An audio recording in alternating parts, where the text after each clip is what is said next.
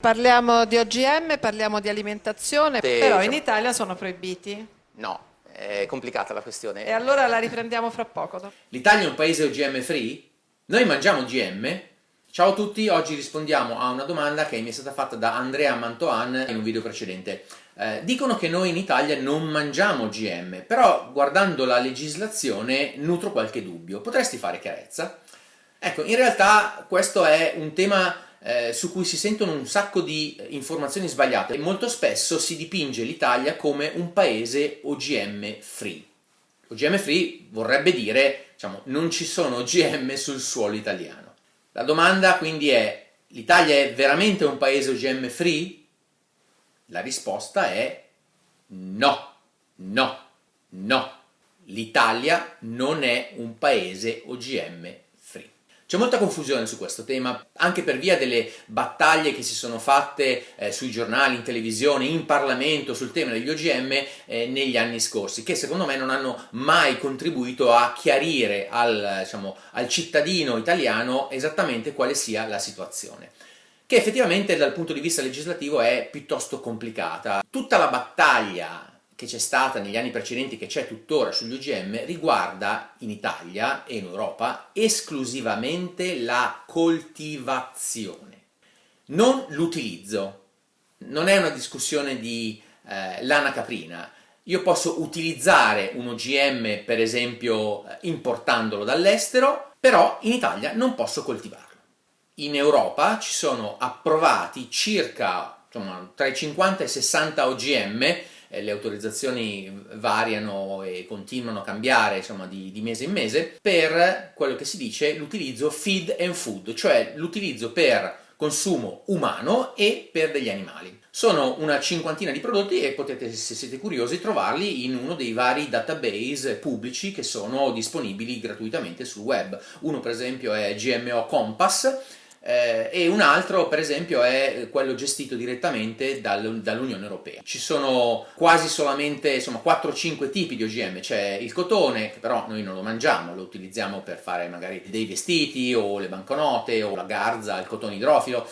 C'è il mais, c'è la soia, c'è il colza, che viene utilizzato o per fare olio o per mangime animale, ci sono dei garofani, ecco, normalmente non li cita nessuno, e pochissimo altro. Quindi la domanda da fare a questo punto diventa: visto che è assolutamente legale importare OGM in Italia e in Europa, li importiamo veramente? Li utilizziamo? E la risposta è sì, sì, sì. Li utilizziamo tantissimo, soprattutto, come dicevo, come mangime animale. In tutta Europa noi importiamo milioni e milioni di tonnellate di soia OGM per i nostri animali. Questi sono dati ufficiali e sono assolutamente noti a tutti gli esperti del settore. Per esempio nel 2012 l'Italia ha importato 3 milioni e 350 mila tonnellate di sola soia OGM. Sono circa 55 kg a testa, se volete avere un'idea. Arrivano queste navi cargo enormi che contengono soia OGM, che spesso arriva dal Brasile o dall'Argentina o dagli Stati Uniti o da altri paesi. Sono talmente grandi che entrano le ruspe per scaricare la soia. Tanto è il bisogno di soia OGM che noi in Europa abbiamo per formare i nostri mangimi.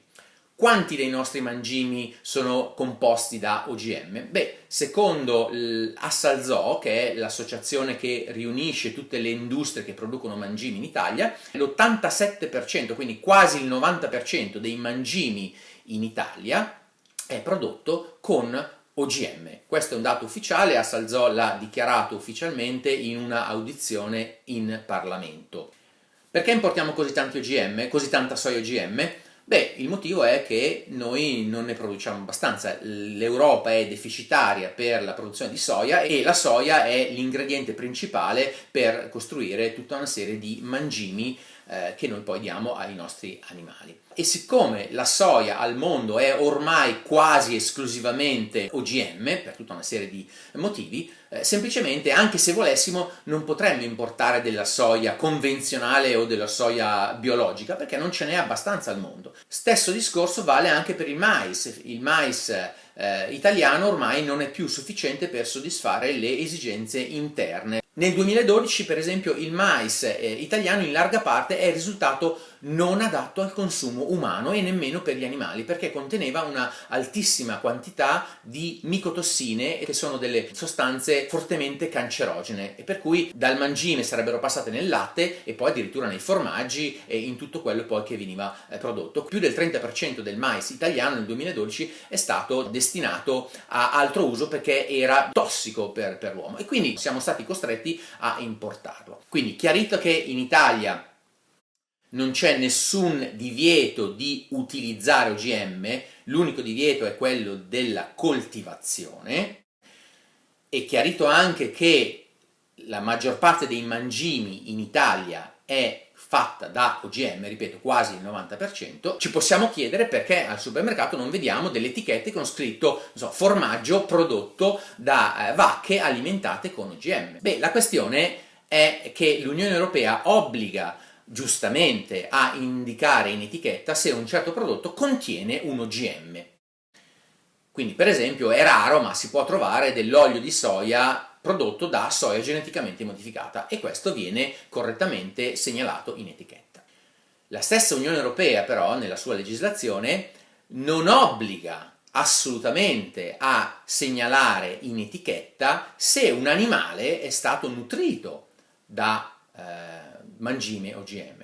La motivazione, diciamo, scientifica è che il fatto che l'animale sia stato alimentato con un OGM o con del mangime convenzionale non fa alcuna differenza di tipo nutrizionale o salutistico sul prodotto che noi andiamo ad acquistare al supermercato. Tuttavia, altri ribattono che, poiché la questione OGM non è semplicemente una questione scientifica, ma coinvolge anche, diciamo, questioni economiche, politiche, brevetti di politica agricola, ambientale, alcuni consumatori gradirebbero avere anche questa informazione, cioè vorrebbero sapere se, per esempio, il formaggio che è stato acquistato proviene da una filiera che utilizza mangime OGM. Quindi c'è questa ipocrisia, io la chiamo così, dell'Unione Europea, che da un lato osteggia assolutamente la coltivazione di soia e di mais OGM, e dall'altro invece ne ha bisogno, li importa in grandissima quantità, però non vuole, diciamo così, sporcare il nome dei propri prodotti mettendo in etichetta il fatto che gli animali sono stati nutriti da OGM. Trovo che sia molto ipocrita da parte della politica europea e anche da parte di molte associazioni che si oppongono agli OGM questo doppio binario. Si fa un gran casino, si va a protestare nelle piazze, si arringano i propri fedeli contro gli OGM, contro la coltivazione di OGM, ben sapendo, spero almeno che lo sappiano, che non siano così, ignoranti da non saperlo, ben sapendo che in realtà l'Italia importa OGM, importa soia OGM, importa mais OGM, ma nessuno, né politici né associazioni, non ho mai sentito Greenpeace, non ho mai sentito Slow Food, non ho mai sentito tutte le associazioni che normalmente si oppongono agli OGM, non ho mai sentito nessuno di questi, per esempio, chiedere il blocco delle importazioni. E questo secondo me è una cosa totalmente ipocrita, che però ci rivela anche un'altra faccenda. Molto spesso per far leva sulle paure dei cittadini si dipingono gli OGM come qualcosa che può far male, che è di qualcosa di mostruoso, qualcosa che fa male alla salute. Beh, pensate un attimo, se davvero facessero male alla salute, se davvero tutte queste associazioni, Coldiretti, Slow Food, Greenpeace o la politica, sono quasi tutti contro, a parte i radicali o quello che ne rimane, se davvero pensassero che gli OGM possano creare dei danni, beh, allora perché non bloccano le importazioni? Perché non chiedono di bloccare le importazioni? È assolutamente possibile. Così come in Italia è stata varata una legge per vietare la coltivazione, è assolutamente possibile fare una legge per impedire l'importazione. Non lo si fa perché i nostri prodotti, anche i prodotti DOP, sono prodotti con OGM. O perlomeno non si vuole fare un qualche cosa di così drastico come chiedere il blocco delle importazioni, perché tutta la nostra industria agroalimentare, diciamo, crollerebbe, almeno si chieda di poterlo scrivere in etichetta. Altrimenti è, come si dice, solo chiacchiere e distintivo. A me piacerebbe, per esempio, da consumatore poter avere questa informazione ulteriore in etichetta. Entrando in un supermercato, se ci fosse questa ipotetica legge che obbliga a segnalare in etichetta l'utilizzo di mangimi OGM, noi vedremo i 9 decimi dei prodotti animali contrassegnati con l'etichetta proveniente da animali alimentati a OGM.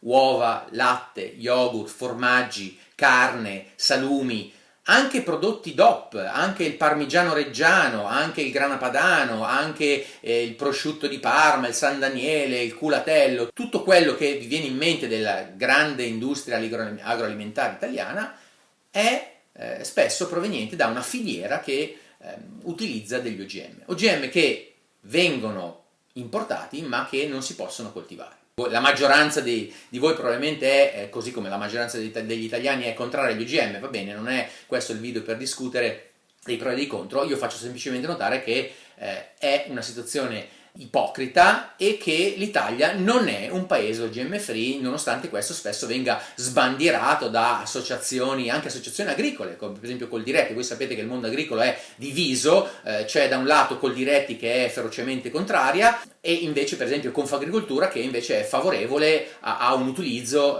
mirato e ragionato delle nuove biotecnologie. Abbiamo risposto alla prima domanda, e cioè se l'Italia è un paese OGM free o meno, abbiamo risposto di no. Ci sarebbe da rispondere alla seconda domanda: ma noi mangiamo OGM? A volte si sente dire ma comunque noi mangiamo OGM.